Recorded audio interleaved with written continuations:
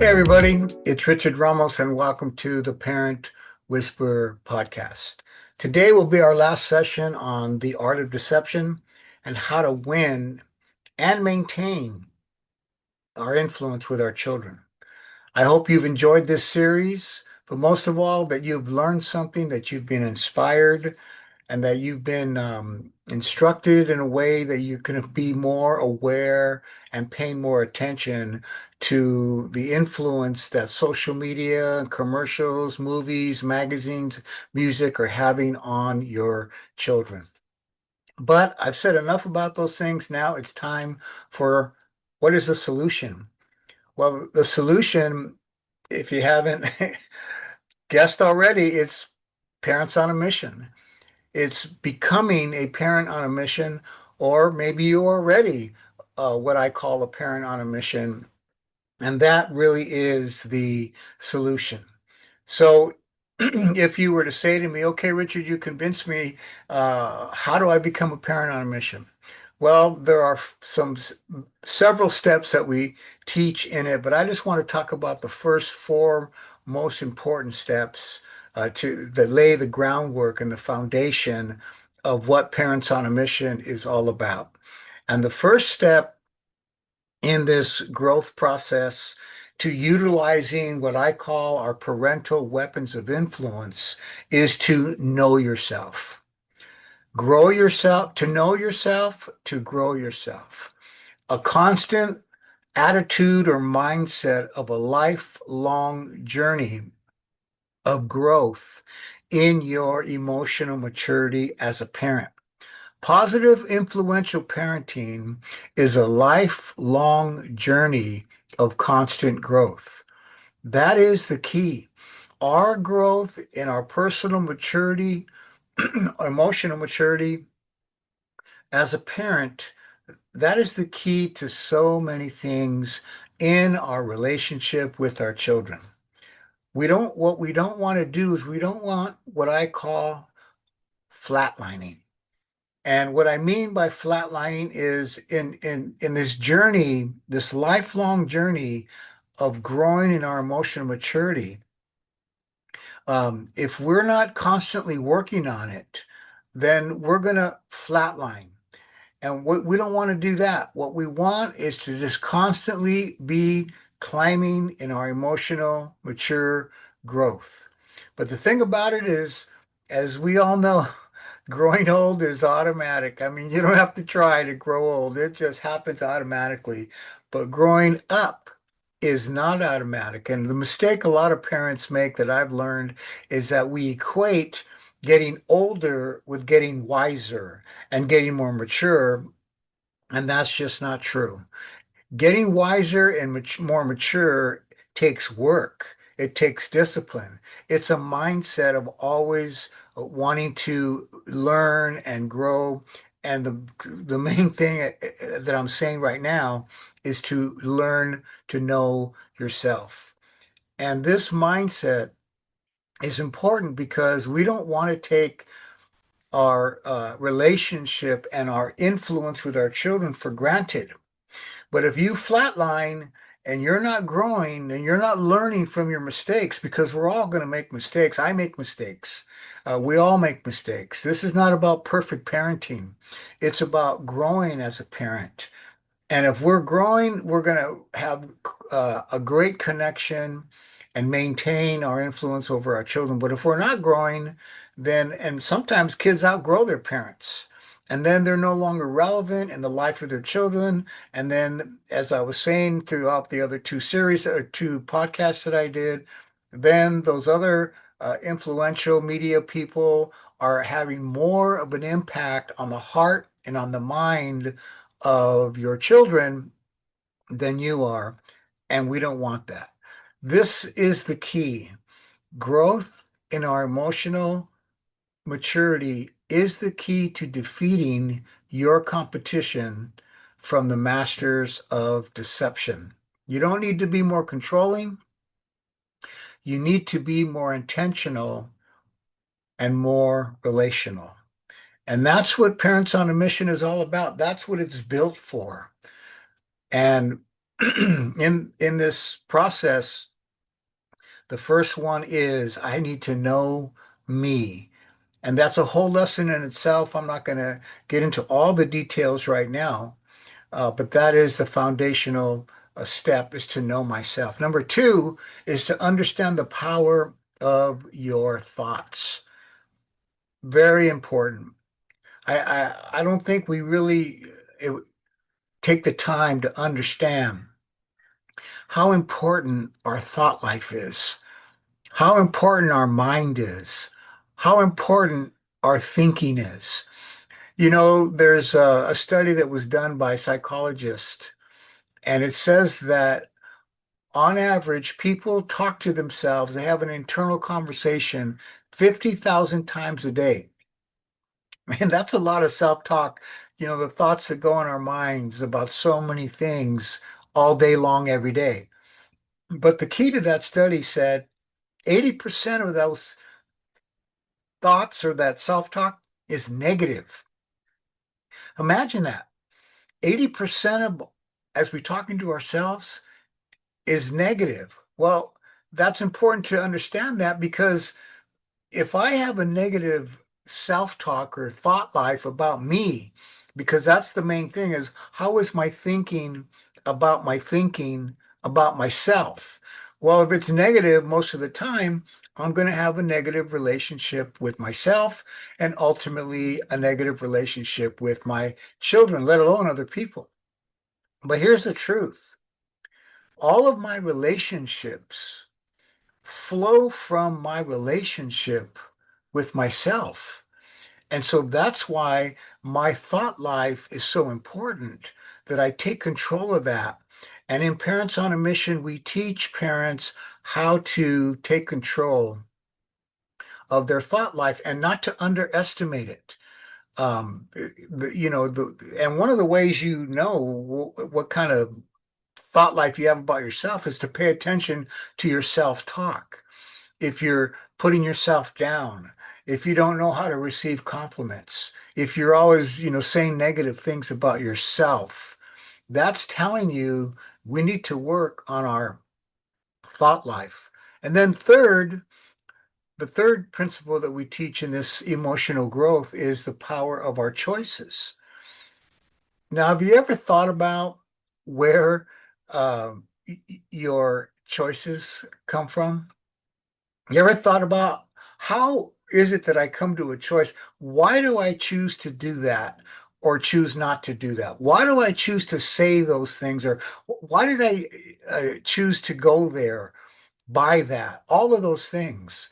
Well, in general, again, just keeping this very simple, our choices are the result of our thoughts. And that's why the thought life is so important so that we are making mature choices, right choices, especially when it comes into the relationship with our kids. So there's a saying that we teach, and I forget exactly where it comes from, but it's a powerful little saying. It goes like this: sow a thought, reap an action. Sow an action, reap a habit. Sow a habit, reap a character. Sow a character, reap your destiny. But the point of it is, it all starts with our thought life, then making decisions, actions that end up developing our character and or our habits, and then our habits develop our character, and our character is always going to lead us to our destiny. I like another thing about the power of choice that I learned from Stephen Covey. And he said that we are not the victims of our circumstances. We are the victims of our choices in our circumstances. Now that's taking 100% responsibility for our life. When you realize that I'm in the circumstances I'm in today because of the choices that I made, See, that's taking responsibility opposed to blaming other people, playing the blame game, as it's called, blaming them, blaming her, blaming the government, blaming you, blaming, everybody else. I'm in this situation and there's nothing I can do about it because of him, her, them, you, rather than no. I am taking full responsibility for the choices that I've made. I made those choices and they're connected to the way I think. So again, these are the steps that we teach so that parents, you are learning how to function in your maximum potential. And a lot of it has to do with our emotional maturity. So you want to avoid in this choices, you want to avoid being emotionally hijacked.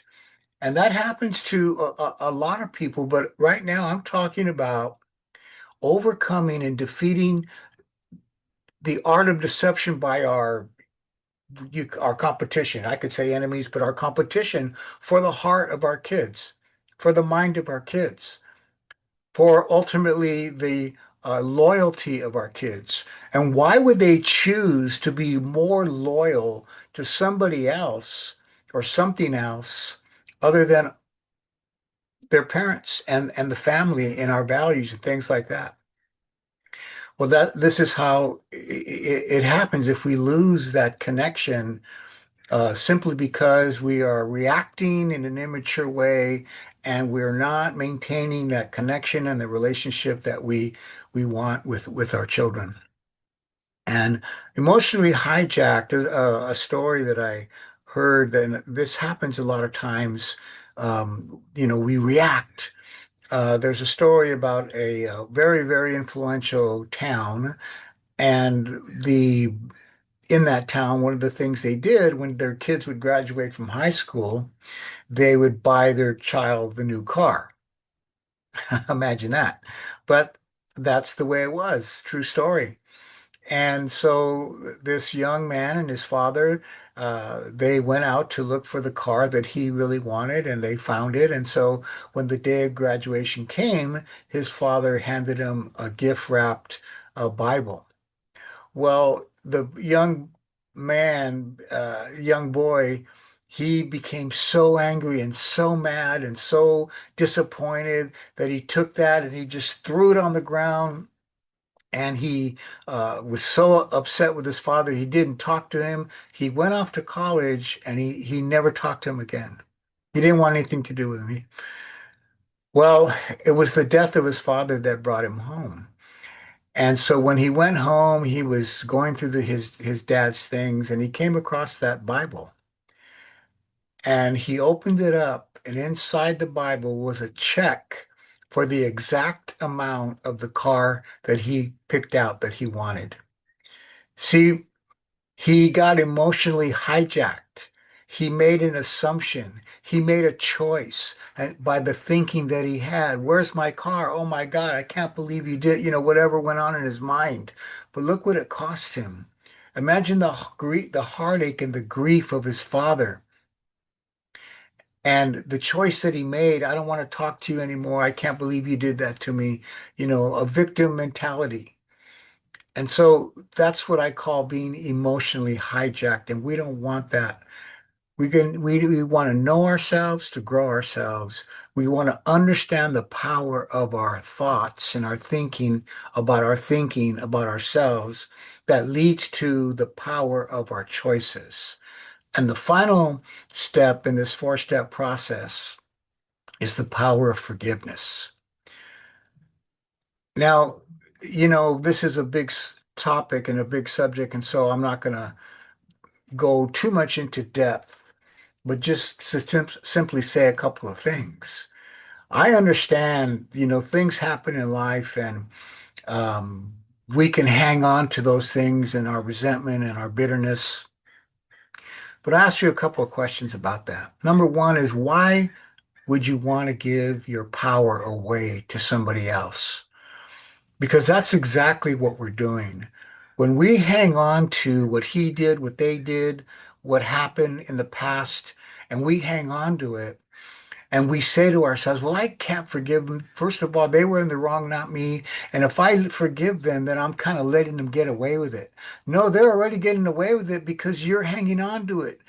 You're empowering them. They're controlling you. They're controlling your emotions. They're controlling your thoughts. And so we need to give that to some consideration. The other thing I share with people, and this is a little hard to hear, but it's true. Why would you deceive yourself by choosing to live in an emotional wheelchair? Because that's what you do when you choose not to forgive. See, we all know somebody that's in a wheelchair. And they're in that wheelchair either because they were born with some defection or maybe they in their life they got in an accident or something happened. And so now they find themselves physically confined to a wheelchair. And so that person knows they can never live in their full physical potential because they are in that something happened. They're in that wheelchair. Well, see, when you choose, when you make the choice not to forgive somebody, you're choosing to live in an emotional wheelchair, and you will never live in your full human potential. Now, as a parent, that's something that we don't want. And as we grow in our life, things happen to us when we were children. Things happened to us when we were young men and young women before we ever became a parent. And we're hanging on to those things and justifying it. And then we have kids. Well, see, that suppressed bitterness and anger and resentment, it's going to come out somewhere. I know it did in my life, and it started coming out in my children or towards my children and my wife at the time until I was able to just let those things in the past go. And in Parents on a Mission, um, we help walk parents through this process of breaking with the past so we can break through to the future. Now, you may say, Richard, yeah, but you don't understand, you don't know what happened. And I would say you're right. I don't know what happened, and maybe I don't understand the full picture. But here's what I do know, and here's what I do understand. Who's hurting? Who's hurting themselves? That person is probably not even thinking about you. They're out there having a great time, but yet they have control over you. And we don't want that, especially when we want to be free to be all and give all the love that we have in the relationship with our children. So these are the things that we teach in Parents on a Mission. And if you learn these principles, you will reclaim your relational influence with your children. I have seen it happen over and over again. You're going to lead your home with a mission and not in chaos. And you're going to compete with social media by out connecting it. You're going to out connect it because your kids are so connected to, we're going to out connect that. How?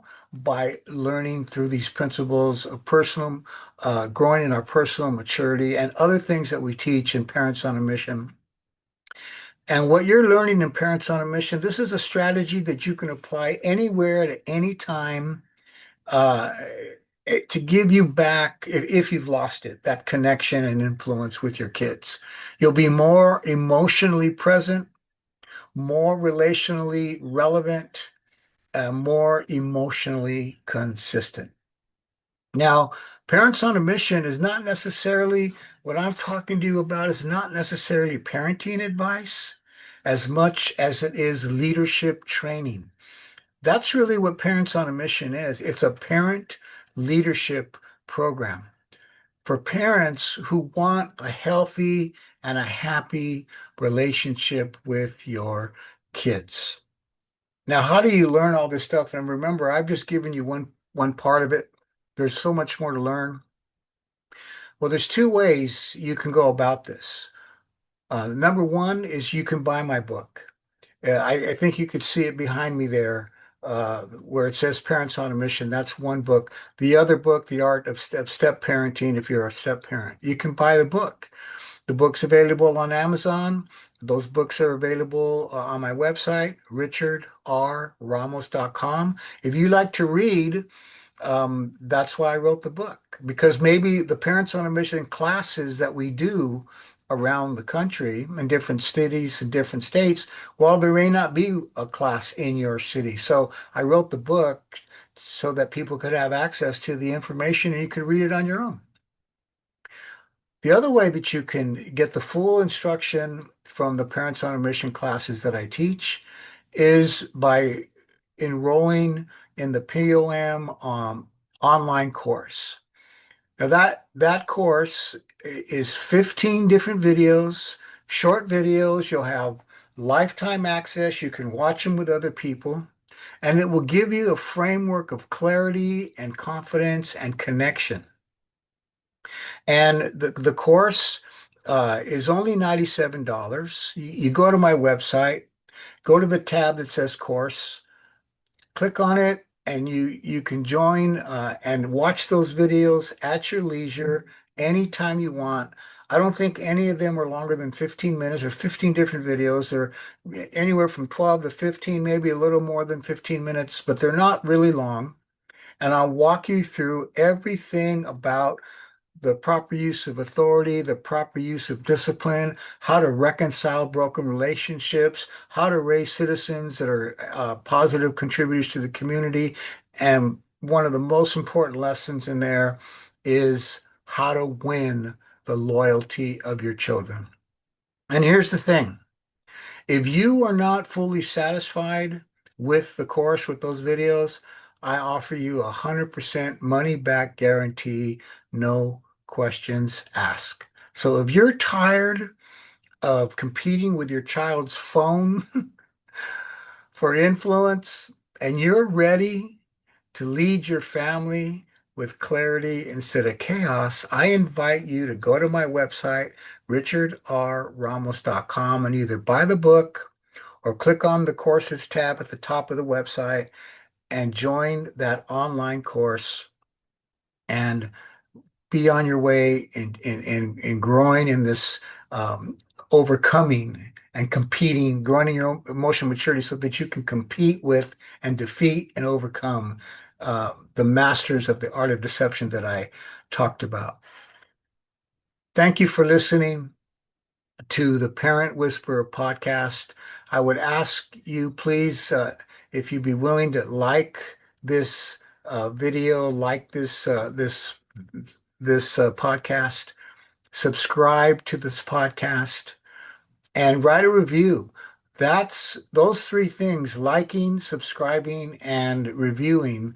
Those are the things that grow the podcast and help me to reach more parents. That's my goal. So listen, always remember, Parents on a Mission is not for bad parents. It's for good parents who want to get better. See you next time.